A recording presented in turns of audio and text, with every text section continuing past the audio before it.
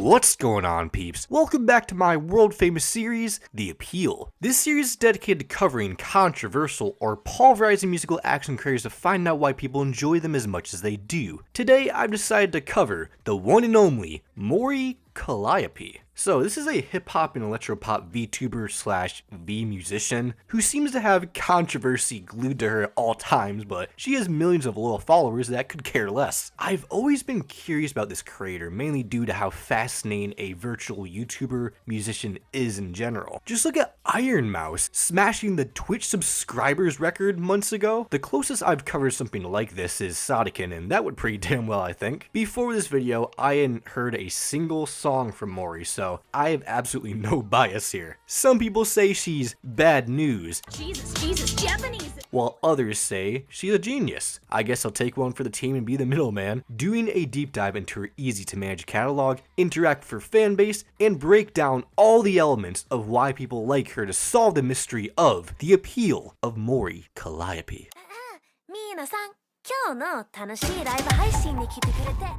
So Mori's identity is one of the worst kept secrets in this scene, and based on the fact that she's basically put it all out there at this point, I think it's okay to reveal who this person is. The human behind Mori is Karen Kalani, who is 28 years old and currently lives in Japan. She grew up in Dallas, Texas. Karen was originally aiming for a career in comics and animation with various projects under the name Kalani. After studying sequential art and motion media at Savannah College in art and design as a scholarship student, Karen chose to switch to music, influenced by her love for Japanese internet rap on Nico Nico Douga. She later changed her name to Demon Dice and moved to Japan in 2018 to pursue her dream of becoming a rapper, putting several years into developing her craft for a small number of people. Living in Japan for enough time allowed her to learn the Japanese language throughout the years. It wouldn't be too long until she discovered Hololive, a virtual YouTuber agency produced by Japanese tech and entertainment company Cover Corporation that rose to popularity in the late 2010s. Callie discovered Hololive after watching clips on YouTube, more specifically, the Natsuro Matsuri Band-Aid story? What is that, you may ask? Something I can't show on YouTube, that's for damn sure. Given the success of the Japanese language Hololive VTuber group, on April 23rd, 2020, Cover Corporation announced auditions for English-speaking members. The first round of auditions went until May 24th. Callie learned about the Hololive English auditions from friends. To get to know the other members better, she started watching Hololive videos during her work breaks and developed a stronger excitement for joining. It was now time for her audition. Callie gave it her best shot, showing off her rapping skills in a professional manner, which eventually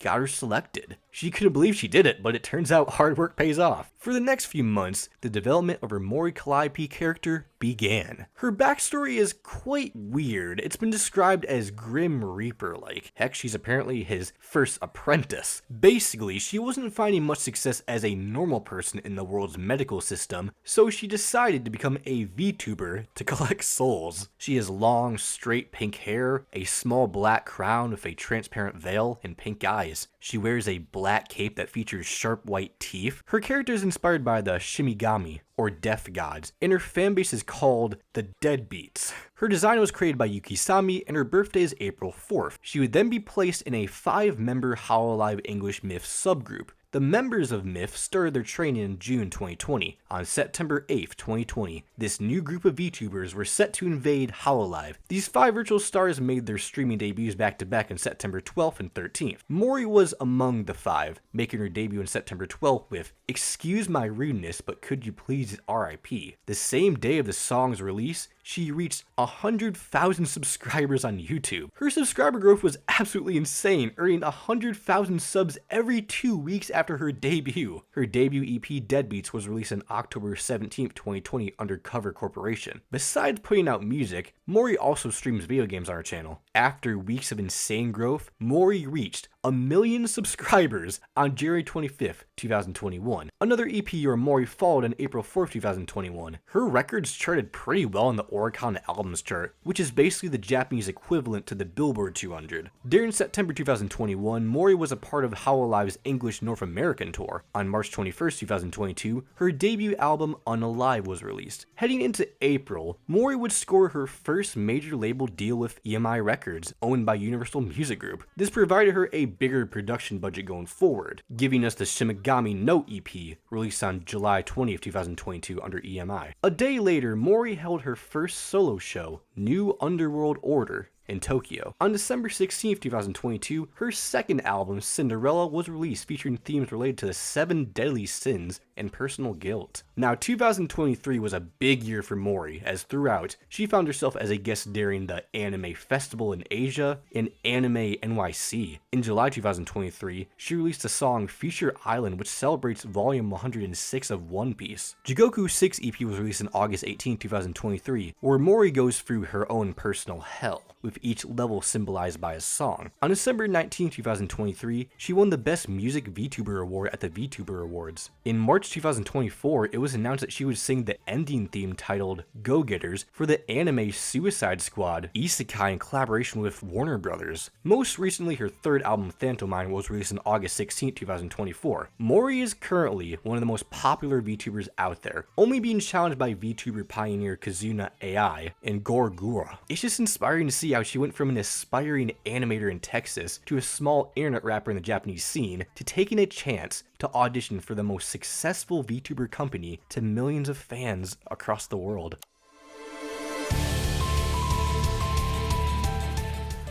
Let's start off by checking out this girl's vocals because there's a shocking amount of people studying them. Something you'll notice is that she dabbles in both rapping and singing. The latter she's been more comfortable in lately, as you can hear through her recent material. I almost prefer the melodic side for her angelic pure vocal delivery on tracks like UnAlive, Midnight Mayo, and Live Again, in comparison to her rap music, which has been seen as quite unique. Her Grim Reaper gimmick leads to this aggressive rap style that creates a threatening vibe, which is a wild contrast to her soft-spoken voice during streams and melodic tracks. It's a style that aligns with the trend of larger VTubers shifting towards a more Western approach instead of the traditional Japanese idol roots. She enjoys cursing a bit more, which sets her apart from the Hololive members. Mori first embraced hip-hop when she discovered Japanese hip-hop, which had a great amount of intensity, also being inspired by electro swing duo Fake Type. She has a credible amount of vocal controlled flexibility that came from years of improving her musical skills. Mori has a naturally deep voice, but she usually raises it up for streams. After hearing her entire discography, I find Mori's intensity and grit in her vocal tone to be completely convincing, even when she tries to act tough. Certainly not my type of rap, but she's totally nailing this gimmick with her commanding gangster presence. Something feels incredibly off about this, but it has me intrigued. Does she take a lyrical miracle route to get there? Sure, but I think she rides each beat she selects pretty well, which is a compliment on its own because the production across her projects can be chaotic to say the least. It has the I have no idea what she's saying, but it goes hard factor to it. Yet I can tell Mori is deeply passionate about what she does and is willing to put her body on the line to achieve the vision she wants. When it comes to the rock and metal influences on her latest projects, she is shockingly convincing. She brings the firepower needed to sell the angst and anger necessary. Left 4 Dead Lullaby, Tide, the vicious scream on Overkill, and Cult Following, which unironically had me headbanging. That was such a surprise to me, as I never thought after going for her brand of overstimulating electro rap, I'd witness such a transition. I didn't think there would be songs I'd actually listen to after this, like Skeletons. While there are flaws that we'll get to, I find Mori's vocals to be completely harmless, convincing, and too fascinating to ignore.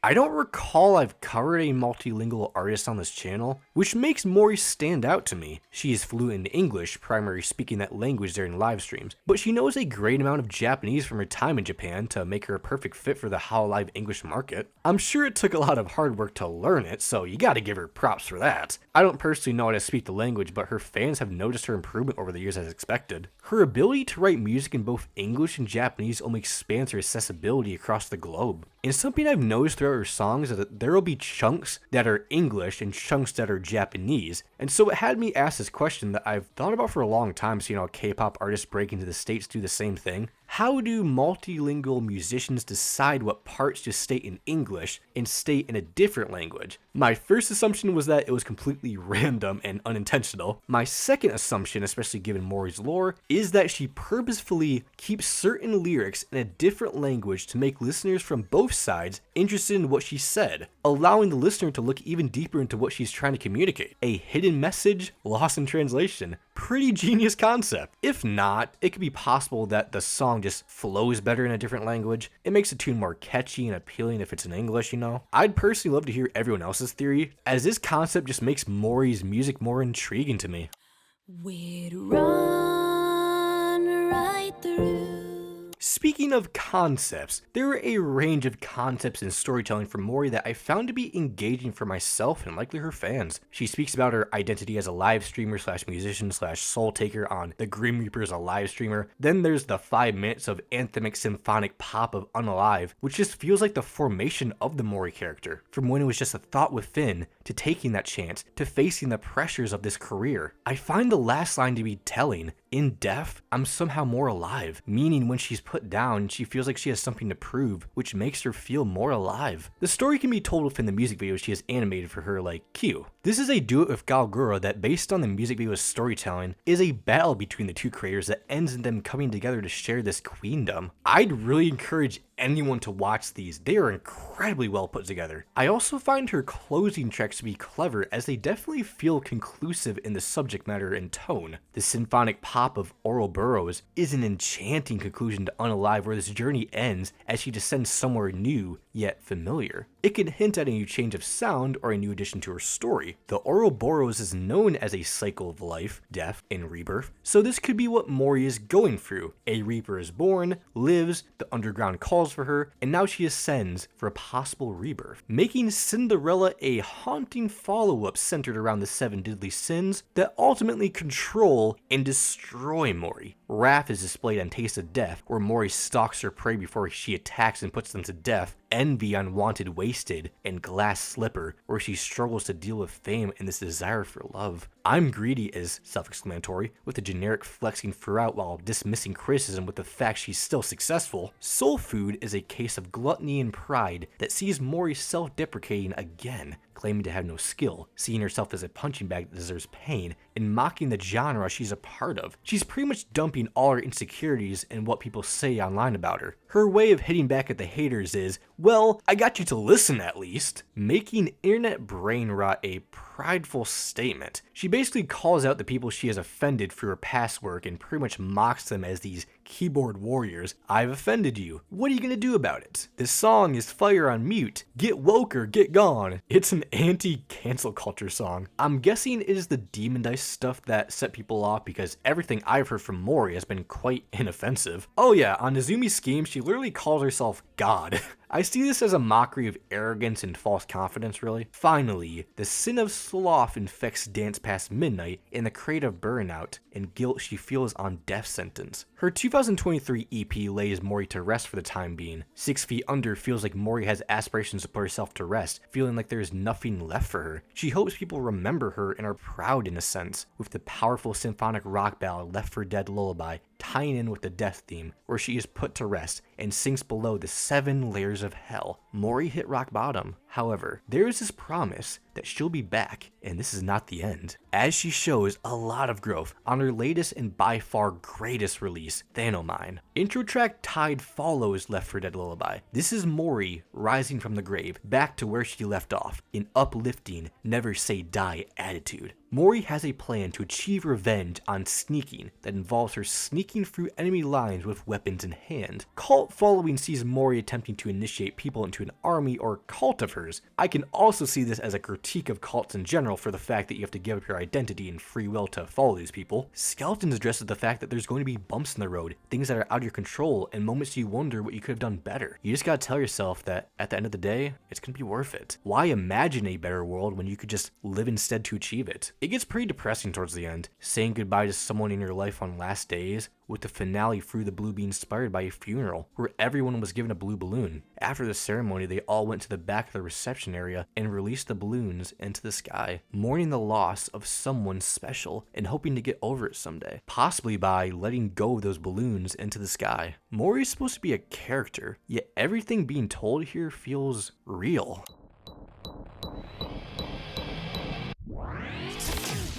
How can someone be virtual yet seem so human? By now, we all know Mori Calliope to be this mighty, powerful figure. Heck, a lot of the songs here are about Mori establishing her dominance as his soul stealer on tracks like Make Him Afraid and Muramura. However, there are certain tracks here that differ from that persona she puts on. She becomes more vulnerable, more human, which is incredibly telling and in my opinion showcases what the human behind Mori believes about this character. I feel like a lot of imaginative, creative people like myself, for example, imagine a world where we're this all-powerful being where nothing can get in our way. We create this storyline to make it all the more fulfilling. The ups and downs, we may see ourselves as a hero or a villain. Moral of the story, we want to see ourselves as larger than life, whether we like it or not. Something more special and important than who we currently are. It's a sad reality check, but we still have a vision of better days. We want to be the perfect person. Sadly, that isn't possible. This is what makes Mori stand out as I've been following her story. Mori attempts to portray herself as this powerful figure, yet I don't even think she believes it herself, as she constantly self-deprecates. On Black Sheep, Mori puts on this image as this dominant soul-stealing force when behind the mask, she is a wreck. Though she suffers, she vows to break the chain by doing what she does. Music. A feared, hardcore soul stealer is what Mori seeks to be with her aggressive vocals and personality. Yet, in reality, she's a sweet, gentle girl with a lot of flaws. Her message on Ga is that despite all the hate you throw at her, you won't be able to hurt her as much as she hurts herself. A pretty sad but relatable statement. Sometimes you are your biggest bully. She struggles to keep up her Mori persona while distancing her real-life identity as seen on Resting Power. She lives two lives, this super cool VTuber livestream musician and this normal girl that previously lives in Texas who now lives in Japan, all while dealing with the pressure of fame on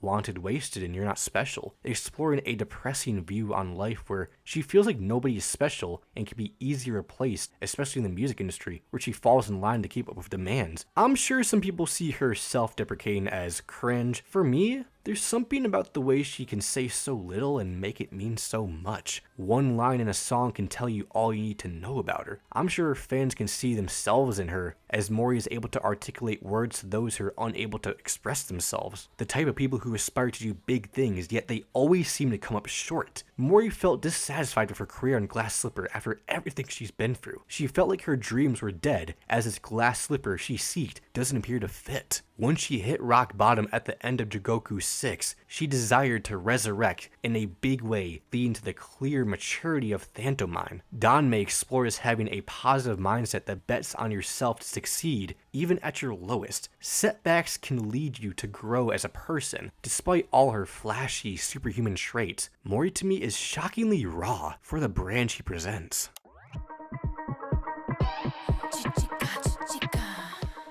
After that deep segment, how about something more loose? Mori's got a neat taste in humor, I'd say. She likes horses a lot, apparently. Jokes aside, she has a relaxed demeanor to her as seen on her live streams. A cool and confident attitude doesn't exclude the chance of any wacky shenanigans. How about the time she tried to open a cold one by slamming it on her desk? From the start, we knew Mori wasn't taking herself that seriously. Her introduction as this self-deprecating Reaper on Reaper rapper, attempting to charge herself up to obtain more souls, but her thoughts get to her throughout the track to the point where she stops mid-song to yell at her manager. She also admits the song Deadbeats makes no sense at the start. She then establishes her dominance on Muramura by calling people silly bakas. Gosh, this is so 2022. It shows me that not all this is 100% serious and there's some satire to Mori's character, especially when she jerks it on Deadbeats. With each of the Hololive members, there is something that has to stand out about them. Their personality has to be unique and intriguing for fans to grasp onto. Mori tends to come off as calm and collected on streams, in comparison to her music where she comes off as a bit of a lunatic of death most of the time. This can be explained by the fact she is known as a hardworking person. She becomes more playful with other collaborators at least, Her dreams include becoming a skilled musician, collaborating, supporting her peers, mastering Japanese, and writing and performing an anime or video game opening song. She found a way to mix being intimidating and approachable. Just take a look at her music videos that are well edited and look like something out of an anime. It keeps up the gothic aesthetic with the dark, edgy visuals that echo death and Reaper-like imagery. As expected with her high energy performances on these songs, the visuals are rapid paced, bold, and striking. They are a great watch even if you don't like what you hear. So if you're looking for one of the more raw, authentic creative VTubers out there, this is your girl.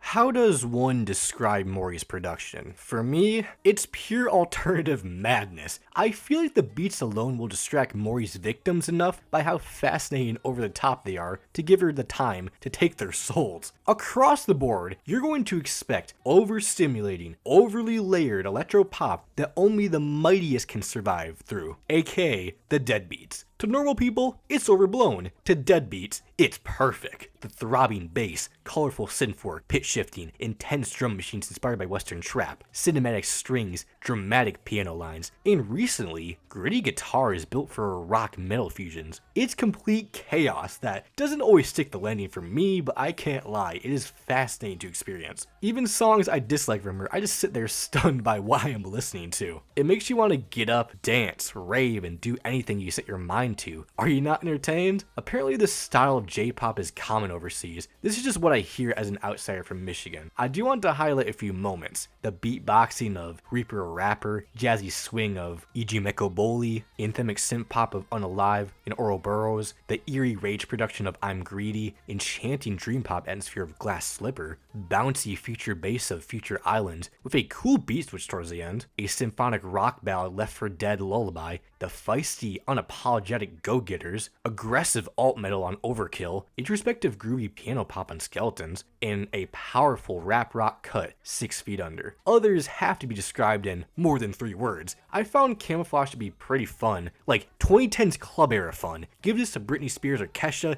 this would have been a smash. Midnight Manoia city pop that makes you want to get lost in the city with your lover as described in the song. Carousel of imaginary images embraces more rock elements, creating an intriguing yet off-putting sound. It's complete chaos all the way through, with the screeching guitar solo proving it. Sneaking was a high energy rock banger accompanied by Lotus Juice, who she has great chemistry with. Mori also teams up with a new metal band to deliver what I call J-punk on the excellent cult following. Then there's an acoustic guitar on Through the Blue. That's new. Didn't expect to hear a folk pop track on this one either. Funny enough, her fans describe it as normal people music. Now that's a perfect description. Safe to say, Mori's music isn't normal, but that's okay.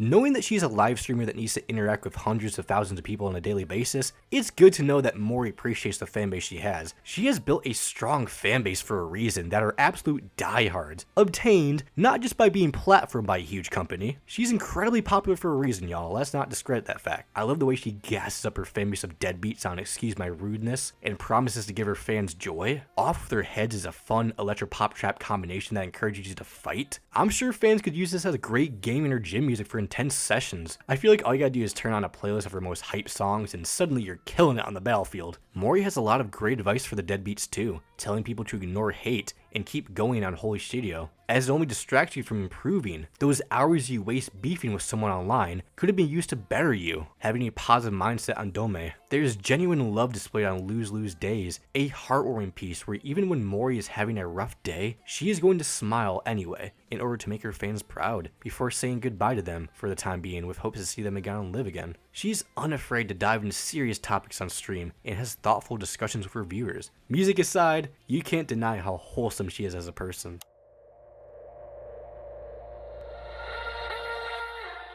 Hi, I love Mori Calliope a lot, and obviously part of that is because her music makes my brain feel good. A huge part of her general appeal to me is just how fucking hard she's worked her entire life to get to this point she's at now, and how hard I know she'll continue to work to make herself better and reach more people. I'm a huge music geek as well, and a big thing with me is how powerful her voice and flow is. Watching that aspect of her music grow so much since her pre-debut days and at the start of her Hololive career is crazy. She's so much more confident in her own voice and ability to create, as well as growing to be more comfortable with her whole Grim Reaper theme. and figuring out how she can intertwine those themes with her own personal life and feelings. Her music makes me feel things I've never felt before, and it's been with me since she debuted. I was like an 8th grader when she debuted, and I still love her as a senior in high school. Her music has generally gotten me through so much, and I seriously am so grateful for her. There's a lot of things I can relate to in her songs with more heavy themes, and a shit ton of her songs motivate me to get better for myself and to lock in and girl boss. I'm going to her concert in February, and I genuinely think I might cry during it. I love Mori Calliope so much, and I don't think I'll ever stop loving Mori Calliope. I want to continue to support her in whatever she chooses to do, whether that being furthering her time in Hololive or going back to her pre-debut self, full-time, etc.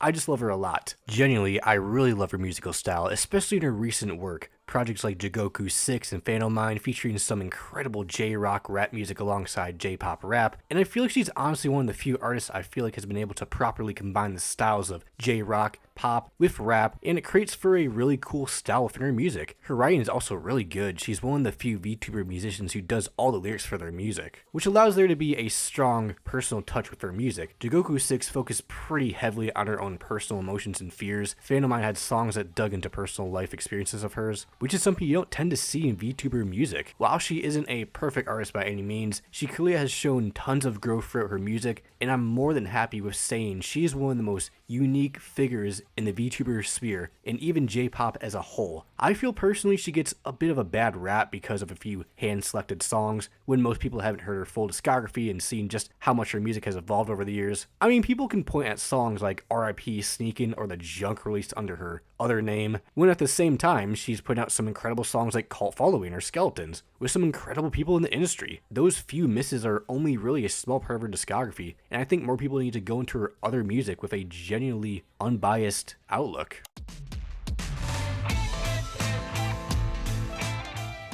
So this is the one time I get to be a bit mean to balance things out. I do find Mori's music in general to be overhated, especially her first album. That one wasn't nearly as bad as the AOTY critics make it. There are parts I totally love and totally hate. One of the more inconsistent releases I've heard. UnAlive has good songs, but it is littered with a few insufferable ones. There's a lot of flaws in Mori's art that have been expressed by many. I'm sure Mori herself is aware of her mistakes given her constant self-deprecating humor. For one, I do appreciate the self-awareness, but it does get pretty annoying and cringe like every lyric on Internet Brain Rot and Cringecore. She admits being cringe is part of her brand on Huge W. Speaking of that one, people point to that as her worst track. I mean, I definitely say it's one of the worst. It's this attempt at a party anthem, when in reality it's hyperpop on steroids with one of the most painful beat drops I've heard in recent memory. Ear-piercing shit goes down here. There's no way the producer didn't show signs of deafness after making this. I'm sorry, the beat drops on these songs are insufferable to borderline unlistenable. Soul Food is a complete mess of a track, made worse by whatever the hell that drop was. The one on Death Sentence was legit ear-piercing, the worst one in her discography. Excuse My Rudeness also has a breakdown on the hook with ugly horns, distorted bass, and pitch shifting. That's the problem with the production here. While it is a sight to behold, it is very overblown, over the top, overstimulating, and overproduced. Her dubstep influences get out of hand. For example, Dead on Arrival. I swear there is a new layer added to every measure. Not a stable song in the slightest. Scuffed Up Age is overly bassy J-pop that makes this a sad mess. Also not a fan of the farty bass and ear-piercing synths on Let's End the World and Zoomy Scheme. The synth choices on Cringecore are complete ass. Black Sheep is just loud. Also, those hi-hats on Last Days didn't need to be there, just creates a major distraction in the mix. Now, a lot of Mori's critics see her rapping as pretty try-hard and lyrical miracle. Tracks like Resting Power and Wanted Wasted come to mind. Other fair claims are not being able to understand the message she's trying to communicate on her songs. Her writing can be a bit sloppy and chaotic at times, it's certainly niche. I also didn't like the electro trap knocker Taste of Death that uses an unnecessary amount of autotune and has a lackluster key change. Those are my issues with Mori. However, there are other critiques that I believe to be petty, like the people who dismiss Mori as Japanese anime music without giving it a proper shot. Racism is bad, y'all. Hot take. She also gets crap for being a woman making hip-hop music. Sexism is bad, y'all. Hot take. And then people label her as an industry plant without acknowledging the work she put in afterward. They then hate the more opportunities she gets for said work. I heard people lost their crap after she collaborated with a man. They spin a lot of unhinged narratives about her in general to make her look worse each time. Hoping Gura got sexually assaulted by Mori? Like seriously, are you that much of a loser? She's also not idol-like enough, whatever that means. The most hate she gets stems from when she was younger, making dumb comments people see as racist. One of them involves using the N-word. Look, we all said dumb stuff at a young age. What is important is that we grow up and understand why it's wrong. I'm sure Mori denounces that behavior now, which is a great thing. Like, I just scroll through all these incidents, it just seems like a bunch of excuses to hate. I guess the fact that Mori is quite unfiltered and says what's on her mind, it gets people to spin her words into a more toxic narrative. I pray the internet will one day not be this deranged, which is likely not going to happen. I don't want to spend another minute talking about petty internet drama, so let's wrap it up. Mori Calliope is undoubtedly a controversial figure, whether we like it or not. This is the industry she chose to step in, and backlash is to be expected. I feel like as long as she ignores this nothingness, she'll thrive and be fine. She is a workhorse that strives to be the best she can be, and her growth on her latest project shows it. I think she's going to keep getting better, and people just need to stop going in with a closed mindset due to her past work. She's a creative, fascinating, charming, wholesome, flawed figure, and that's why the deadbeats love her. I believe they just want to escape from the world they're living in to be entertained by her perplexing personality and wild catalog of songs. She speaks to millions across the globe, whether it's through English or Japanese. Not everything I heard today was for me, but I certainly see why it's for others. I think everyone needs to listen to music like this through an unbiased lens. You'll be surprised what you'll find. You might even enjoy it. Just watch your back. Don't get too attached. She might end up taking your soul. If you enjoyed this video and want to see more, like and subscribe for more base content. I'll see you all in the next one. Make sure to love all, and peace. Love me, I love you.